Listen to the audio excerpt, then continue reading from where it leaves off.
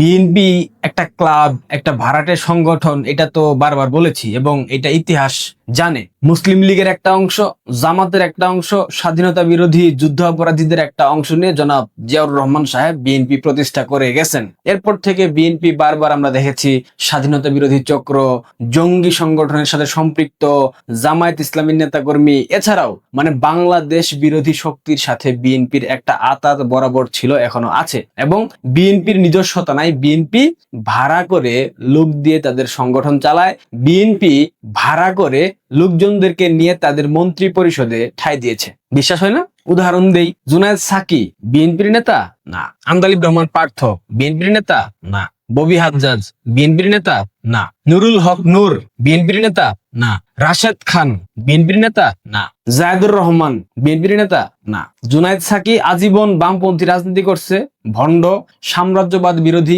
হাজারটা স্লোগান দিয়েছে, হাজারটা বক্তব্য দিয়েছে, কিন্তু এখন সাম্রাজ্যবাদীদের প্রতিষ্ঠা বার্ষিকীতে গিয়ে দাঁত কেলিয়ে ছবি তুলে। নুরুল হক নূর 5 আগস্টের পরেও বিএনপিকে 101 বার গালি দিয়েছে, এখন বিএনপির এমপি এবং মন্ত্রী। আন্দালিব রহমান পার্থ, এর তো কোনো চরিত্র নাই, চিনিচুরের ছেলে, যে যখন ক্ষমতায় থাকে তখন সেখানে গিয়ে চাটাচাটি করে, সুতরাং ওইটারে নিয়ে বইলে লাভ নাই। এরপর রাশেদ খান, গণ অধিকার পরিষদের রাশেদ, শুধুমাত্র ফেসবুকে স্ট্যাটাস দিয়ে চামচামি করে সে এখন বিএনপির প্রধানমন্ত্রীর বিশেষ সহকারী। ববি হাজ্জাজ একটা মাফিয়ার ছেলে, ঋণ খেলাপির ছেলে, কেলেঙ্কারি শেষ নাই এদের, সে এখন বিএনপির নেতা এবং মন্ত্রী। আর অসংখ্য উদাহরণ আছে ভাই, সবগুলো উদাহরণ দিতে গেলে অনেক লম্বা হয়ে যাবে। সুতরাং বিএনপি একটা ভাড়াটেদের সংগঠন, এটা বলার জন্য আর কোনো প্রমাণ লাগে না, কোনো উদাহরণ লাগে না। বাংলাদেশের বর্তমান রাষ্ট্রপতি জনাব শাহাবুদ্দিন চুপ্পু, উনি থাকলেই কি না থাকলেই কি, চুপ্পু থাকলেই আওয়ামী লীগের কি হবে, না থাকলে আওয়ামী লীগের কি হবে, এই ব্যাখ্যা না দেই। কিন্তু উনি যে একটা ঢেরস, এটা তো আপনারা 5 আগস্টের পর বারবার দেখেছেন। অনেকেই বলেন তাকে লিখিত বক্তব্য দিতে হয়, আমি মানি। যদি আপনার ব্যক্তিত্ব থাকতো, যদি আপনি বঙ্গবন্ধুকে ভালোবাসতেন, বাংলাদেশের মানুষের প্রতি আপনার দায়বদ্ধতার জায়গা থাকতো, আওয়ামী লীগের প্রতি আপনার একটা দায়বদ্ধতার জায়গা থাকতো, তবে তিনি পদত্যাগ করতেন। তিনি সেটা করেন নাই, কারণ তিনিও ক্ষমতার লোভে আকৃষ্ট হয়ে আছেন।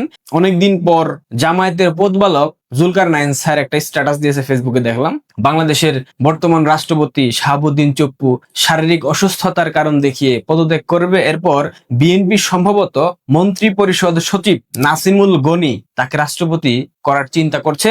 বিএনপির মধ্যে যে সিনিয়র নেতারা আছে, যে ত্যাগী নেতারা আছে, মির্জা ফখরুল, মির্জা আব্বাস, আর অনেকে আছে, মঈন খান, তাদেরকে রাষ্ট্রপতি বানানো হবে না। যদিও মির্জা ফখরুল রাষ্ট্রপতি হওয়ার স্বপ্নে বিভোর হয়ে আছে, যার কারণে সারা দিন রাত চামচামি করতেছে, বিভিন্ন ধরনের অশ্লীল অশ্রাব্য সব বক্তব্য দিচ্ছে, সব বিতর্কিত বক্তব্য দিচ্ছে, শুধুমাত্র কারণ একটাই, তারেক রহমানের মন জোগাড় করতে হবে, মন জয় করতে হবে, রাষ্ট্রপতি নির্বাচিত হতে হবে। এটা তার জীবনের স্বপ্ন এবং তিনি ঘোষণা দিয়েছেন এটাই তার জীবনের শেষ নির্বাচন, তিনি আর নির্বাচন করবেন না। সুতরাং তার লোভ হচ্ছে রাষ্ট্রপতি তাকে হতে হবে। কিন্তু ব্যাঘাত হলো বিএনপি ভাড়াটেদের সংগঠন, বিএনপি তো তার নিজের দলের নেতাকর্মীদের কখনো মূল্যায়ন করে নাই। এই যে দেখেন, তারেক রহমানের আশেপাশে কতগুলা টকাইকে রাখা হয়েছে, একটা হলো হারপিক আব্দুল্লাহ, আরেকটা হলো রাশেদ খান, এই 2টা পদ বিশেষ সহকারী প্রধানমন্ত্রীর। আবার জায়েদুর রহমান তথ্য উপদেষ্টা, এইগুলাতে কি ছাত্র দলের সাবেক নেতাকর্মীদের জায়গা দেওয়া উচিত ছিল না? ছাত্র দলের কি ত্যাগী নেতাকর্মী নাই? যারা এখন ডাকসু নিয়ে নাচানাচি করতেছে, আবিদ, হোয়াটএভার, আরো যতগুলো আছে, এরা তো ওই রকম ত্যাগী কেউ না রে ভাই। এর আগে ছাত্র দলের যারা ত্যাগী ছিল, যারা 111 এর সময় ছিল, 111 পরবর্তী ছিল, 14 সালের দিকে ছিল, তাদের কাউকে জনাব তারেক রহমান তার পাশে রেখেছে?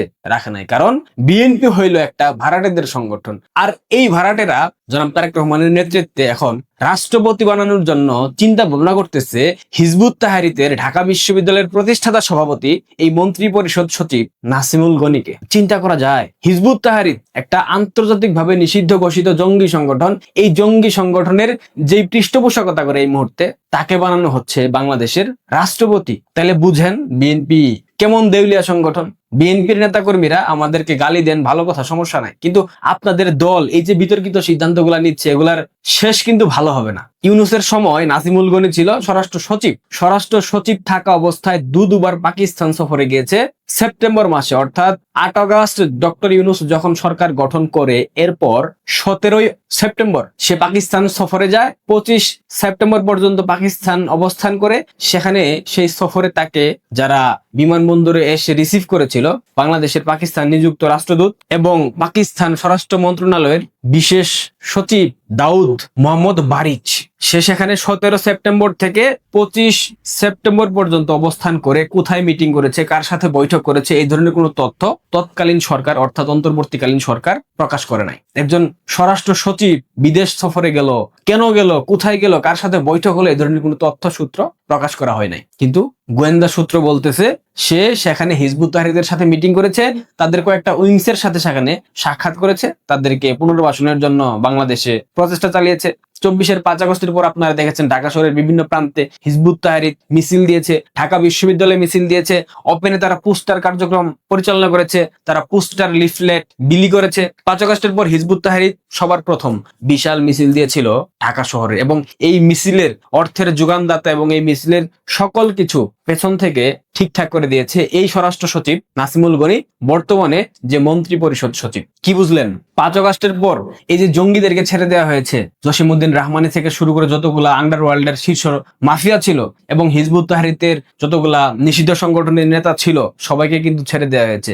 শোনা যায় তার সাথে প্রতিনিয়ত সাক্ষাৎ করে হিজবুত তাহরীরের মিডিয়া উইংস এর যে প্রধান বর্তমানে ঢাকার ইমতিয়াজ সেলিম, স্ক্রিনে যে ছবি দেখতে পাচ্ছেন, ইমতিয়াজ সেলিম এই নাসিমুল গনির হয়ে সবকিছু সম্পাদন করে বাংলাদেশে হিজবুত তাহরীরের জন্য আর কি। এছাড়াও হিজবুত তাহরীরের শীর্ষ নেতা তালাত, স্ক্রিনে দেখতে পাচ্ছেন, এই তালাতও নাসিমুল গনির অত্যন্ত আস্থাভাজন, অত্যন্ত কাছের, অত্যন্ত স্নেহের সন্তানের মতো। 5 আগস্টের পর বাংলাদেশে মবের কালচার শুরু হয়েছে, বাংলাদেশের আইন শৃঙ্খলা ধ্বংসের পথে, তখন এই নাসিমুল গনি একটা সাক্ষাৎকার দিয়েছিল। ওই সাক্ষাৎকার দেখার পরে বুঝেছিলাম এদের হাতে রাষ্ট্র, তার মানে এই রাষ্ট্রের ওইটা সারা। আমি তো খুব খারাপ দেখছি তা তো না, খুন তো একটা জায়গায় হতেই পারে, চুরি ডাকাতি যদি না থাকে এত বড় পুলিশ বাহিনী রয়েছে কি জন্য?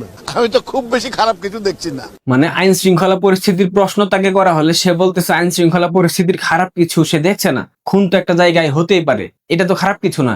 যদি চুরি ডাকাতি না হয় তাহলে রাষ্ট্রের আইন শৃঙ্খলা রক্ষাকারী বাহিনী, এত বড় পুলিশ বাহিনী কি জন্য আছে? মানে চিন্তা করেন, এ হচ্ছে স্বরাষ্ট্র সচিব তৎকালীন সময়ে, ওইটাকে বিএনপি বানাইছে মন্ত্রী পরিষদ সচিব। বললাম না বিএনপি ভাড়াটেদের সংগঠন। ডক্টর খলিল, এই খলিলের বিরুদ্ধে বিএনপি কি স্লোগান দেয় নাই? শিলং সালাউদ্দিন খোদ বলেছিল একজন বিদেশি নাগরিককে নিয়ে এসে বানিয়েছেন জাতীয় নিরাপত্তা উপদেষ্টা, যেই পদ বাংলাদেশে প্রথমবার তৈরি করা হয়েছে শুধুমাত্র খলিলের জন্য, বলেছিল না? অথচ সেই খলিল নির্বাচিত বিএনপি, তারা যে বলে সেই সরকারের পররাষ্ট্রমন্ত্রী। তাহলে বিএনপি যে ভাড়াটেদের সংগঠন না, এটার প্রমাণ বিএনপি করতে পারবে? অতএব তারা ভাড়াটে, তারা ভাড়াটেদেরকে নিয়ে সংগঠন পরিচালনা করে, রাষ্ট্র পরিচালনা করতেছে সব বিদেশি নাগরিক দিয়ে। এখন রাষ্ট্রপতির মতো সেন্সিটিভ জায়গায় বসানো হচ্ছে এই নাসিমুল গনি, যে কিনা ঢাকা বিশ্ববিদ্যালয়ে হিজবুত তাহরীরের প্রতিষ্ঠাতা সভাপতি, এ হবে বাংলাদেশের রাষ্ট্রপতি। How funny! বিএনপি আগাই যান, আপনাদের পতন যে খুব তাড়াতাড়ি হবে আপনাদের সিদ্ধান্তগুলো দেখে বোঝা যায়। আওয়ামী লীগ সরকারও আমলাতন্ত্রের দিকে ঝুঁকে গিয়েছিল, ভবিষ্যৎ ভালো হয় নাই, যদিও ষড়যন্ত্রমূলক অভ্যুত্থানের মাধ্যমে পরাজিত হয়েছে, বাট আপনাদের পতন কেউ ঠেকাতে পারবে না। আপনাদের একের পর এক বিতর্কিত সিদ্ধান্ত, একের পর এক বিতর্কিত মানুষদেরকে সামনে আনার চেষ্টা করা। দেখেন, এই নাসিমুল গনিকে নিয়ে ভারতীয় এক সাংবাদিক পালকি শর্মা একটা বিশাল প্রতিবেদন ছাপিয়েছিল, তার হিজবুত তাহরীরের সাথে সম্পৃক্ততা, হিজবুত তাহরীরকে বাংলাদেশে সুসংগঠিত করার একটা প্রচেষ্টা। উনি একটা বিশাল কলাম লিখেছিলেন, একটা নিউজ করেছিলেন, একটা রিপোর্ট করেছিলেন।